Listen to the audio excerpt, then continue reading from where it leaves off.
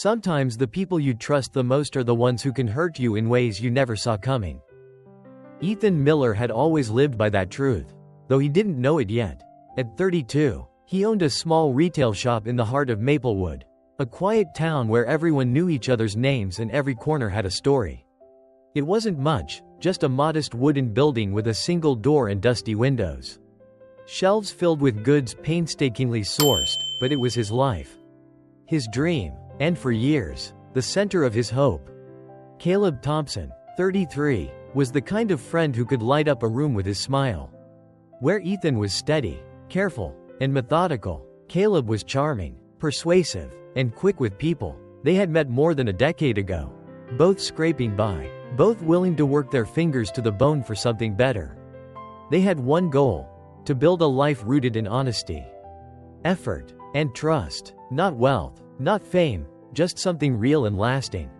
"Ethan, come on, grab this box," Caleb called, his tone playful as he carried a crate across the narrow shop floor. "We're not gonna move the whole shipment alone, you know." Ethan sighed, wiping sweat from his brow as he lifted another crate. I know, he muttered, "but I swear, Caleb, one day we'll have a place big enough that we won't have to work like pack mules." "Big or small," Caleb said, grinning, "we've got something that matters. And that's what counts." Those early days were long and exhausting. Ethan meticulously counted coins, reconciled ledgers, and made sure every product was in its right place. Caleb greeted every customer with warmth and energy, often chatting them into a sale or a story. It was a balance neither had anticipated. A partnership where patience met charm, diligence met persuasion. Slowly, the shop grew, word spread, locals began returning for the friendly faces and the dependable service. They celebrated small victories quietly.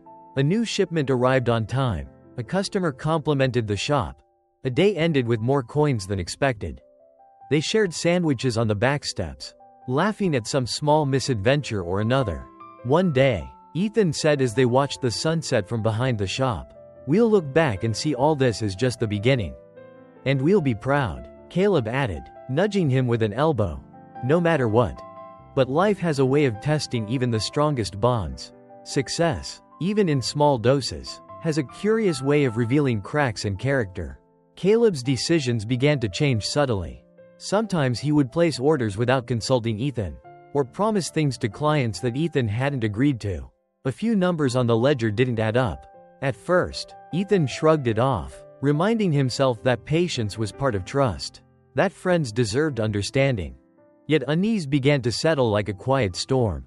The boxes Caleb carried seemed heavier than usual, the smile a little forced, the conversation slightly distracted. Ethan couldn't put a finger on it, but something was shifting, and he sensed it deep down. In the way Caleb avoided his eyes during audits or laughed off questions about finances. "Ethan, don't sweat the small stuff," Caleb said one afternoon, brushing off a discrepancy Ethan had pointed out. "We've got bigger things to worry about." Ethan nodded, swallowing the doubt. He wanted to believe him. He wanted to trust the bond they had built over years of effort and shared dreams. But for the first time, the unspoken truth began to whisper in his mind: success changes people. And sometimes the ones closest to you can betray the very trust you thought was unshakable. In that small, sunlit shop, with the scent of polished wood and fresh stock in the air, Ethan felt the first stirrings of a fear he could not yet name. For now, the laughter and the shared victories masked the tension. But underneath it all, a shadow was slowly creeping in, a shadow that would test the limits of friendship, loyalty, and the power of letting go. The betrayal came quietly, almost imperceptibly, but it hit Ethan like a thunderclap. One morning, he arrived at the shop to find a small, folded note on the counter. Caleb was gone. The note read simply, "I'm sorry. I need a fresh start." For a moment, Ethan didn't move. The shop, once alive with their shared laughter and endless energy, felt hollow. The wooden floorboards, the shelves lined with carefully arranged goods, even the faint smell of coffee from the corner mug, it all seemed to mock the absence of his partner. He didn't shout, he didn't chase, he didn't confront. He simply stood there, staring at the note, his heart pounding in a mix of disbelief and sorrow. Days turned into weeks, and the physical work of rebuilding the shop became Ethan's refuge. He stocked shelves meticulously, greeted each customer with practiced politeness, and reconciled ledgers with painstaking attention. Yet no matter how busy he kept himself, the storm inside him refused to subside. Every friendly smile from a passerby, every casual remark from a new employee, seemed tinged with suspicion. Ethan had learned a harsh truth. Betrayal doesn't just break trust, it changes how you see the world. "Ethan, you're pushing yourself too hard," Grace said one evening, setting a plate of dinner in front of him. Her tone was gentle, almost as if she knew the exact shape of his pain. "I have to fix it," he replied without looking up, voice tight. "The shop, the business, it's all I can control right now." Grace knelt briefly beside him, smoothing the edge of his sleeve. "Control isn't the same as healing," she said softly. "You're holding on to this, and it's holding on to you." He wanted to argue, but her calm presence and unwavering gaze left him silent. Grace didn't demand words. She didn't ask him to forgive or to forget. She simply stayed by his side, providing steady support while he wrestled with feelings he hadn't yet been able to name. Despite the relentless ache in his chest, life forced Ethan forward. Customers returned, young apprentices needed guidance, and shipments arrived with regularity. But the world felt different now, harsher, as though every decision, every conversation, carried the invisible weight of betrayal. His trust had been fractured, and with it, the simple joys he had once taken for granted. One afternoon, a young apprentice named Alex accidentally knocked over a crate of goods. Ethan's first instinct was anger, his voice sharp before he even realized it. Grace, standing nearby, gently moved the broken pieces aside and said nothing. Ethan walked to the back room, heart racing, and in the silence, he recognized the truth. His anger wasn't about the crate. It was about Caleb, about the years of hurt he still carried. That night, after the shop closed and the town streets grew quiet, Ethan found himself sitting at the counter alone. He thought of Caleb, not just the betrayal, but the boy who had been his friend, the man who had shared his dreams and laughter. Somewhere deep inside, a question began to surface, fragile but insistent. Could I forgive him? It didn't feel like relief, it didn't feel like justice. It was something else entirely, a glimmer of possibility. Over the following weeks, Ethan experimented with small acts of kindness. He replaced a worn-out belt for a returning customer without hesitation. He offered guidance and patience to Alex, apologizing for his earlier outburst. Each act, simple as it was, left him lighter than before. "Why do you keep apologizing to him?" Alex asked one day, looking puzzled. "Because sometimes, saying the right thing isn't about them," Ethan said quietly. "It's about me, and the kind of person I want to be." These small, almost invisible choices began to crack the walls around his heart. He wasn't yet free of anger or suspicion, but for the first time in years, he felt the possibility of peace. The storm still raged, yes, but he was no longer entirely consumed by it. One afternoon, an old merchant who had known both Ethan and Caleb stopped by the shop. He glanced around at the neatly arranged shelves and said casually, "You've done well, Ethan. Remember, a man's worth isn't measured by how he's treated, but by what he chooses to carry." The words struck Ethan in a way he hadn't expected.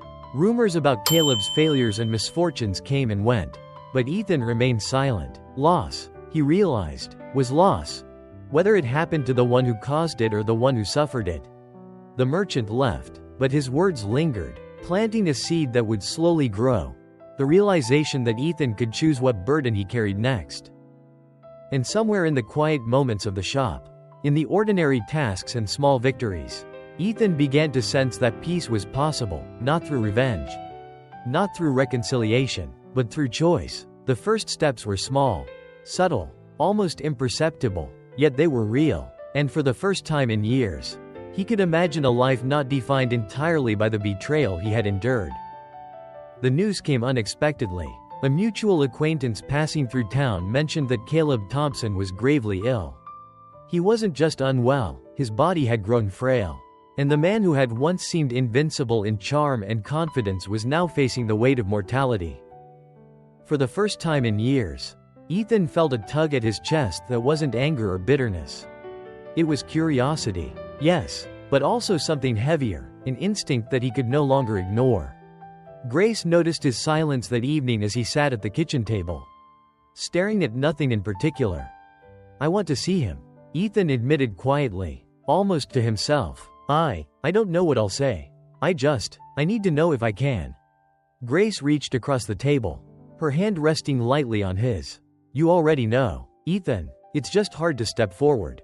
That's all. But sometimes presence is the only sentence we need to speak." The next day, Ethan packed a small bag, locking the shop carefully behind him.